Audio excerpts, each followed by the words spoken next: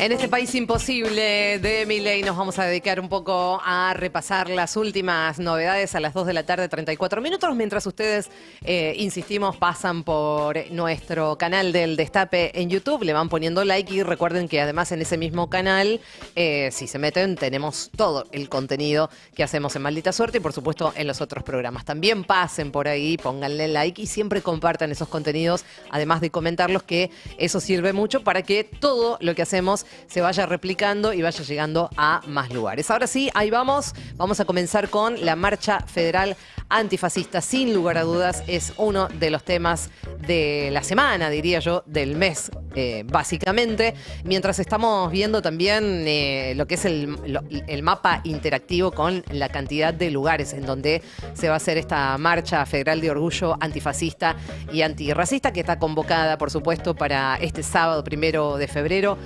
acá en la ciudad de Buenos Aires a las 4 de la tarde. Ahí en el punto de encuentro en la ciudad es el Congreso, para marchar luego hacia Plaza de Mayo. Una convocatoria amplia, amplísima, que cada vez va sumando más gente, más organizaciones y que se va a replicar no solamente en todo el país, sino también en todo el mundo. Se están organizando diferentes marchas, esto lo veníamos contando, pero ahora es un hecho.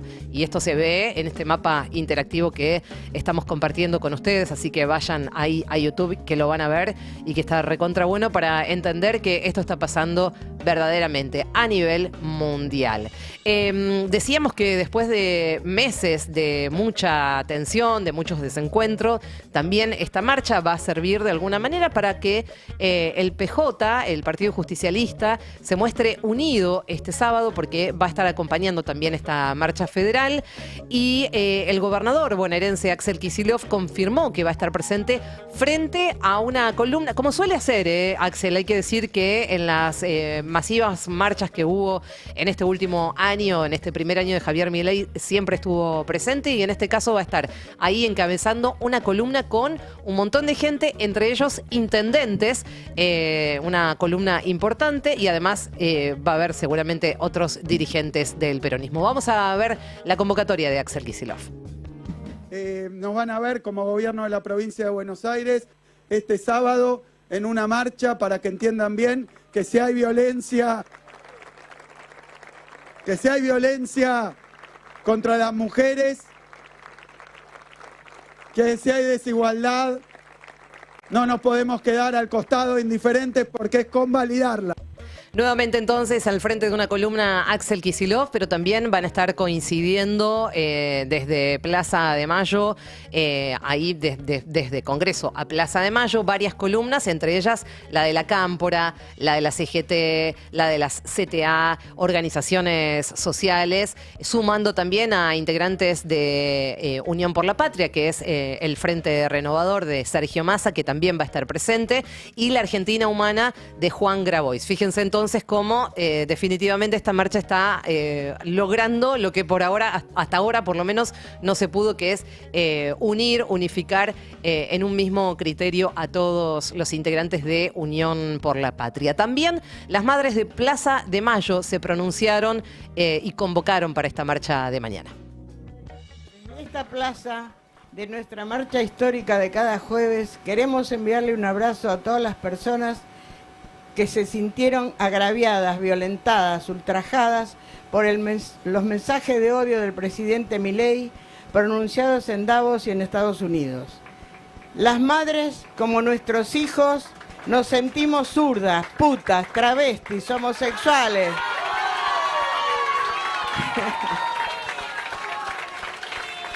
Diversas y pobres, y convocamos a la unidad de todos esos grupos sociales para enfrentar políticamente a este gobierno criminal.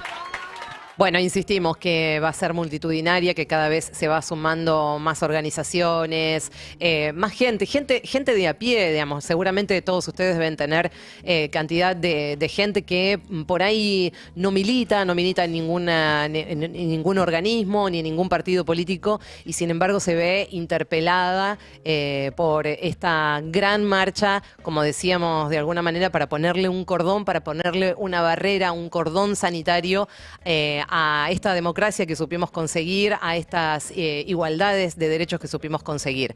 Y en este contexto no podemos dejar de mencionar lo que acaba de pasar en Cañuelas, a una semana simplemente de que el gobierno de Javier Milei pusiera en pie de igualdad a las personas de la comunidad LGBTQ+, con los pedófilos. Acaban de prender fuego la casa de una familia lesbiana en Cañuelas. Un vecino que había amenazado más de una vez a estas mujeres por haber intercedido en algunos casos de violencia, provocó un incendio en sus casas, provocó un incendio en su vivienda.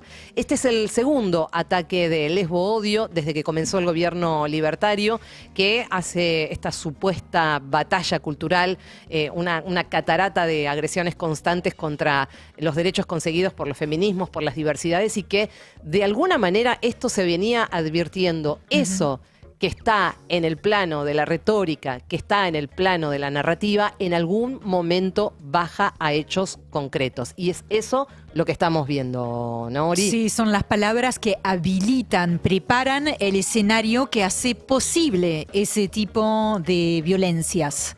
Sí, lo que siempre hablamos, ¿no? De la deshumanización, ¿no? Hay grupos que como no son considerados personas, no generan, no tienen, no hay problema en atacarlo físicamente. Sí, ya, no digamos. son sujetos de derecho. Claro, exactamente. Sí, ni respetables. Bueno, la familia violentada que tuvo que abandonar su hogar también está convocando a la marcha antifascista de este sábado. Vamos a recordar una vez más que nosotros desde el Destape estamos convocando, tenemos un punto de encuentro para armar una gran columna y ojalá que puedan estar ahí, que puedan participar todos nuestros oyentes, todos los que integran esta gran comunidad del Destape.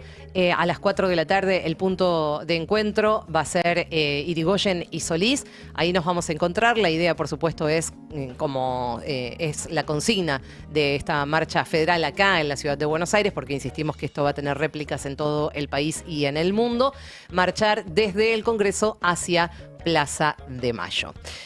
Por otra parte, vamos a cambiar de tema. Nos siguen golpeando por todos lados. El gobierno quitó subsidios de luz y de gas a casi 10 millones de hogares. Esto lo acaba de definir el gobierno de Milei este viernes, la quita de subsidios a la energía para la luz y para el gas, que va a impactar fundamentalmente en la clase media. Además, anunció un nuevo aumento en estas tarifas para febrero. Habrá que esperar entonces la quita de subsidios más el aumento de las tarifas. Estos van a tener una actualización en la factura final de los usuarios de 1.6% para el gas natural por redes, claramente, y el 1,5% para la energía eléctrica. Es decir, que se trata de subas que apuntan a quedar en principio por debajo de la inflación esperada para los primeros meses del año, que estamos hablando alrededor del 2% mensual, para que no presionen, o sea, por lo menos ese es el objetivo, para que no presionen al alza los precios y que esto no se vea impactado en el número final de todos los meses que elabora y que difunde el INDEC. Cambiamos de tema.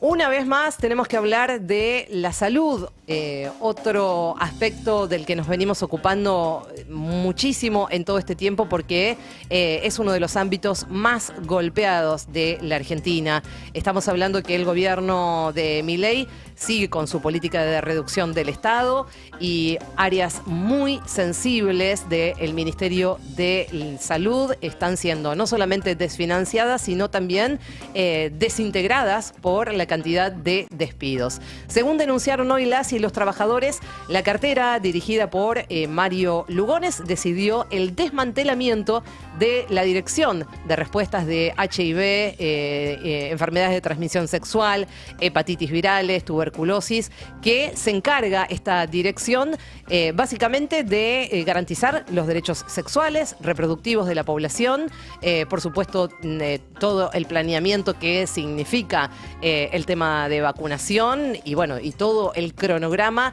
que orbita alrededor de todas las personas que tienen este tipo de enfermedades. Estamos hablando de un 40% de la planta que correspondía a esta dirección. 40% de toda la planta queda afuera y esto significa que prácticamente queda desmantelada esta área tan importante de la salud. Ante la consulta del Destape, desde la cartera nacional negaron este porcentaje, pero confirmaron que hoy se van a conocer los despidos, de todas formas. O sea, no desmintieron los despidos. No, porque ellos... no dijeron, nos interesa mantenerle el área de VIH dijeron que no era el funcionando. 40% de la planta, que hoy iban a decir cuál era el número Es final. 38%, no te equivoques. Pero no es 40. claro, hoy es 31 de enero y recuerdan ustedes que hoy se termina... ¿Se acuerdan que el 30 de diciembre Milei firmó una resolución para dejar de afuera, digamos, los contratos, 1.400 contratos que vencían el 31 de diciembre? Bueno, llegó el 31 de diciembre. De enero, perdón. Entonces, esto se va a empezar a ver, seguramente en estas horas ya se está empezando a ver, en algunos casos ya arrancó mucho antes, como lo que veníamos contando con el Hospital Posadas, con el Bonaparte, pero bueno, ahora verdaderamente lo que está pasando con este área, con esta dirección puntualmente que se dedica al tema de los pacientes de HIV, tuberculosis y otro tipo de enfermedades, es gravísimo porque, bueno, queda muchísima gente desprotegida. También hay otro golpe a los sindicatos y esto de alguna manera también está relacionado con la salud y esto seguramente va a empezar a tener consecuencias muy inmediatas. ¿Qué pasó en este caso? Bueno, que el gobierno nacional decretó que trabajadoras y trabajadores ya no van a tener la obligación de aportar a las obras sociales del sector en donde son empleados, para que después esos ingresos se puedan de alguna manera traspasar, tercerizar o derivar, así se dice la palabrita, derivar aportes a las empresas de medicina prepaga en el caso de que así lo quieran. Es algo de lo que se venía hablando, se venía amenazando y finalmente llega el día, llega la concreción con este decreto. Una decisión que es un golpe durísimo, durísimo para las obras sociales sindicales, que van a perder una buena parte de la financiación y un beneficio para las prepagas que van a aumentar directamente su recaudación, ¿no? Como siempre dice Mati, detrás de todo esto siempre hay que buscar cuáles son los ganadores, ¿no? ¿Quiénes son? ¿Cuál es el sector que termina ganando? Y evidentemente en este último año y este primer mes del segundo año de Javier Milei está muy claro a quiénes van direccionadas estas medidas, a quiénes benefician estas medidas, y en este caso son los pocos, porque realmente además son bastante pocos. Si bien hay muchísimas empresas de medicina prepaga, hay 6 o 7 que son las que prácticamente concentran todo el monopolio u oligopolio de las empresas de medicina prepaga. Ellos son los que han salido ganando con este decreto que fue publicado en el día de hoy. El aporte a las obras sociales se compone, por una parte, del 3% del salario de los trabajadores y con un 6% por parte de los empleadores. Esta intermediación de las obras sociales permitía a los gremios quedarse con un porcentaje de esa derivación, que era el 2% del aporte a cada trabajador, que ahora van a dejar de tener. Esto significa obras sociales, de los sindicatos, claramente estamos hablando de eso, van a quedar absolutamente desfinanciadas, y es así que los trabajadores deciden directamente, porque además te dicen eso: si vos dejás de tener esa tercerización, se supone que debería bajar un poco la cuota de lo que vos, si vos pagás una medicina prepaga, se supone que te tiene que bajar. Dudo que eso ocurra. Sí, bueno, veremos. Dudo que eso ocurra, pero vamos a estar atentos. Vamos a estar atentos. Nos vamos a ocupar un poco de la política. Vamos a hablar de la interna libertaria, que por supuesto sigue. Ya ayer habíamos empezado a hablar un poco con el tema de Marra y qué pasaba con todas estas cuestiones, pero en este caso Karina Milei comienza a armar una especie de casa rosada propia, ¿no? En este año electoral, que va a ser clave en una función nueva para ella, como es la de ser presidenta del Partido Libertario a nivel nacional. Que es la encargada del armado político, digamos. Está como Milei, que está en la suya, ¿no? Milei, que es influencer del mundo, y qué sé yo. Y después está Caputo, que arma, pareciera, digamos, visto de afuera, ¿no? Pero que arma como la estrategia general, digamos, de por dónde ir. Y Karina, que es la que rosquea. O sea, decir quién entra, quién sale, quién está de la raya para acá y quién está de la raya para allá. Por supuesto, es el patovica del partido. No, pero por eso, lo que es el aparato partidario depende todo de ella. Vos sí, vos no, y justamente en esta tarea que se le ha asignado, fue quien impulsó primero esta semana, estamos hablando de Karina Milei, la salida de Eduardo Serenellini, secretario de prensa, después la expulsión del partido de Ramiro Marra.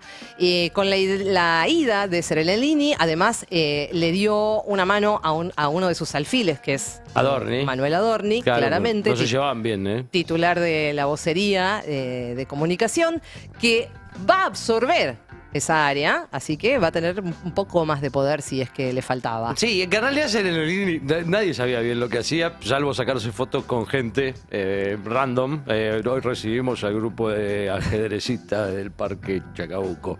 Y ponía una foto. Esa era la actividad de Serenellini, entonces bueno, ahora ya no la tiene más. Porque era de comunicación también, era como el mismo área que el de Adorni. Bien, bueno, por otra parte, además se espera, a propósito de esta salida de Serenellini, el despido de unas 20 personas que se cree que, digamos, respondían a este muchacho que ahora le dieron el toque. Ramiro Marra publicó finalmente un video, ¿viste? Que dijo, mañana hablamos. Sí.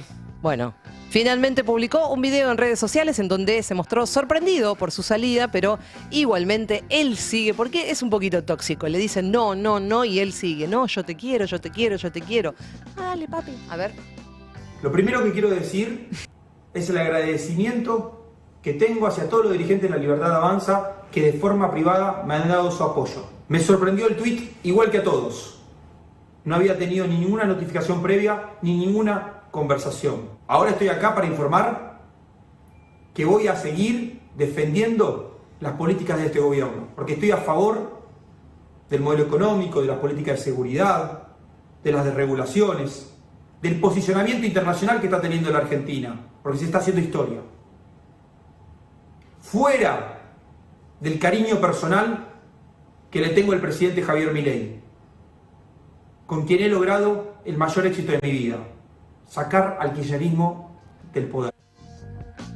Bueno, fuera, dijo. Fuera. No entendí. ¿Fuera qué? Sí, tiene algunos dificultad. tonos fueron raros. También es raro como... No estoy bueno, posta, no creo que esté en ninguna rara, pero creo que hay algo que el de la cámara que le hace que abrir demasiado los ojos y pestañear poco, pero le ponen una cara rara. Pero bueno, cosas de Marra. Bueno, él va a seguir defendiendo este gobierno, Igual defendiendo está armando las por ideas. abajo, parece alguna cosita, bueno, pero claramente. Vamos a ver qué sale de ahí. Le tengo fe al atunero. ¿Qué sale de esta escisión de Ramiro Marra de La Libertad Avanza, digamos como partido político? Bueno, hasta acá el repaso de todo lo que ocurrió en estas últimas horas acá en la Argentina, pero nos vamos a recorrer un poco el mundo, Ori. Y vamos a empezar con el agradecimiento de Benjamin Netanyahu, el primer ministro israelí, a Donald Trump por la orden que firmó en las últimas horas el presidente de Estados Unidos para identificar a los estudiantes extranjeros en Estados Unidos que participaron en las protestas universitarias pro-palestinas. Esto fue a mediados del año pasado, allí por el mes de abril. ¿Cómo? Pero pará. ¿Qué? A ver, identificarlos con el fin... ¿De qué? De deportarlos. Estamos hablando de estudiantes extranjeros, profesores extranjeros con residencia en Estados Unidos. Bueno. Y el objetivo anunciado por Donald Trump es identificarlos para poder deportarlos. ¿Qué dijo Benjamin Netanyahu? En nombre de Israel y del pueblo judío, agradezco al presidente Donald Trump por su orden ejecutiva para combatir el antisemitismo, que, dicho de paso, es un problema verdadero. Es una plaga y se tiene que atender, eso lo digo yo. No de ese modo.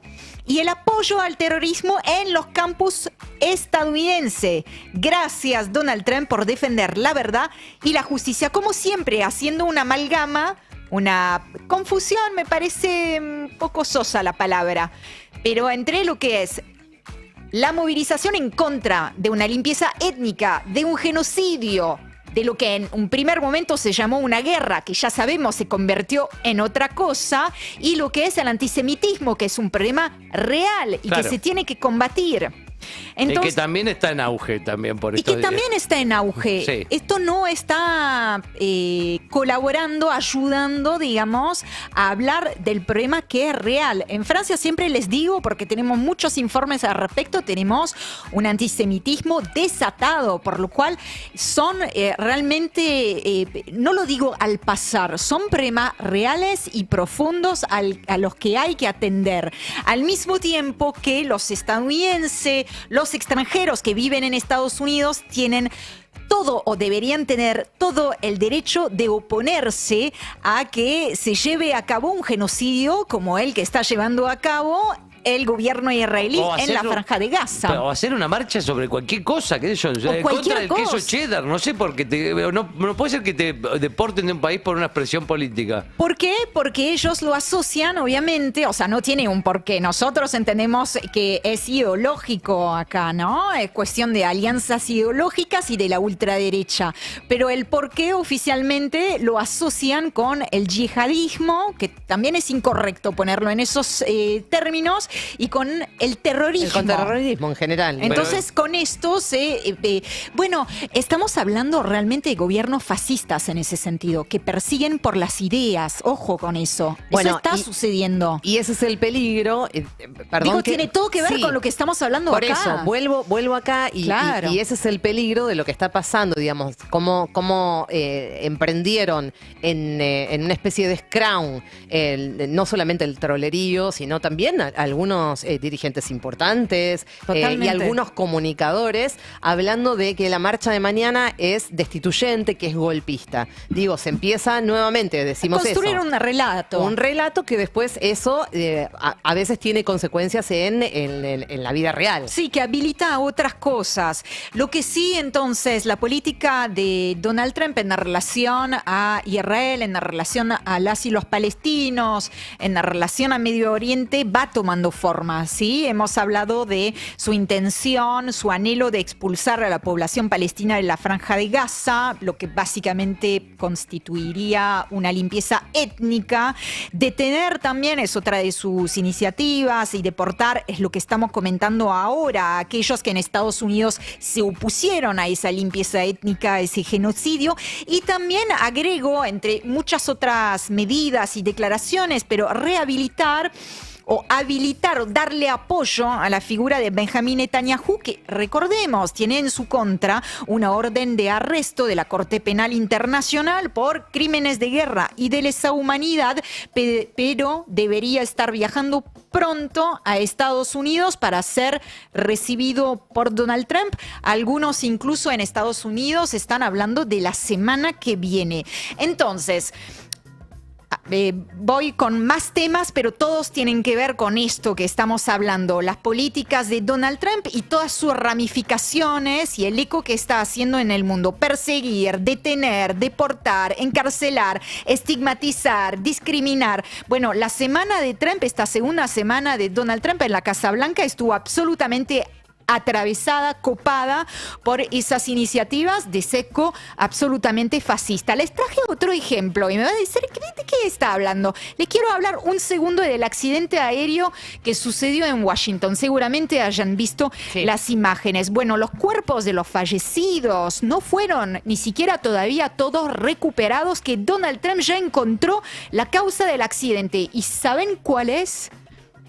Las políticas de diversidad, igualdad e inclusión y su implementación por parte de Barack Obama y Joe Biden. En conferencia de prensa... no sé cómo llegó ahí, necesito saber. Los periodistas en Estados Unidos tampoco saben, entonces le hicieron la pregunta. Come to the conclusion right now that diversity had something to do with this crash. Because I have common sense, okay? And unfortunately, a lot of people don't. We want brilliant people doing this. This is a major chess game at the highest level. When you have Lo dejé correr porque me pareció que se podía tal vez entender algo de todo esto. Entonces un periodista le pregunta en conferencia de prensa, pero ¿cómo pueden llegar ahora? ¿Cómo puede llegar usted ahora a la conclusión de que la diversidad o las políticas de diversidad tuvieron algo que ver con ese accidente aéreo? Que ya de por sí es algo bastante descabellado, pero además, pensando en términos muy pragmáticos, acaban de recuperar las cajas. No sé qué tendría que ver, pero digo, yendo paso a paso, ni siquiera sabemos cuáles fueron las circunstancias, digamos, de ese accidente, ¿no? Trump contesta, porque tengo sentido común, ¿ok? Y por desgracia, mucha gente no lo tiene, ese sentido común. Queremos que haya gente brillante que se dedique a esto. Se trata de una importante partida de ajedrez al más alto nivel, dijo respecto de aquellos que trabajan, digamos, como controladores aéreos o esas cosas. ¿De qué está diciendo Donald Trump? Peligrosísimo lo que estamos viendo, porque después los tenemos acá a los chiquitos fascistas, también emulando ese modelo. Acusó a las administraciones anteriores demócratas de rebajar los estándares de calidad de control aéreo al aplicar las políticas de diversidad. Achacó, reitero, sin prueba alguna, es un disparate de él, ¿no? El accidente aéreo al reclutamiento de trabajadores con discapacidades intelectuales graves. Estoy recuperando palabras utilizadas desde la Casa Blanca, no mías, ¿no? O problemas psiquiátricos u otras condiciones. Por supuesto, el presidente de Estados Unidos, frente a semejante tragedia, cantidad de familias enlutadas, no tenía que hacer más que compartir su pesar, expresar su condolencia y también comprometerse con que se haga una investigación a fondo para saber cuáles fueron las causas de esas tragedias. Claro, digo, ni siquiera, porque hoy cuando me lo contaron esta manera, ¿viste? Uno se le pasan las cosas y dice, un amigo, qué sé yo, y me dice, no, ¿y no viste lo de Trump que le echó? Pero ¿cómo? Le empiezo a preguntar lo que había entendido, digo, no es que hay ni siquiera, digamos, que también sería descabellado, pero ni siquiera es que hay una persona específica que pusieron por política de seguridad en un puesto donde se demostró que falló. No pasó eso. No, de ninguna manera. No se sabe ni siquiera, apenas arranca esto. Acaban de recuperar las cajas negras. Sabemos nosotros de todas formas que es un desquicio y entendemos desde qué lugar él está hablando. Claro, pero digo, si tuviera por lo menos eso de qué agarrarse. Digo, hay una persona específica que falló y que entró ahí a ese puesto, nada de eso. Nada de eso. Está hablando, de hecho, a la pregunta del periodista, no supo o no quiso, no dijo otra cosa que porque lo digo yo. Las cosas son así y tienen que ver, digamos, ese accidente aéreo con la política de diversidad. ¿Por qué? Le preguntan, porque así lo digo yo. Porque es sentido común. Porque sentido que es mi sentido común, además.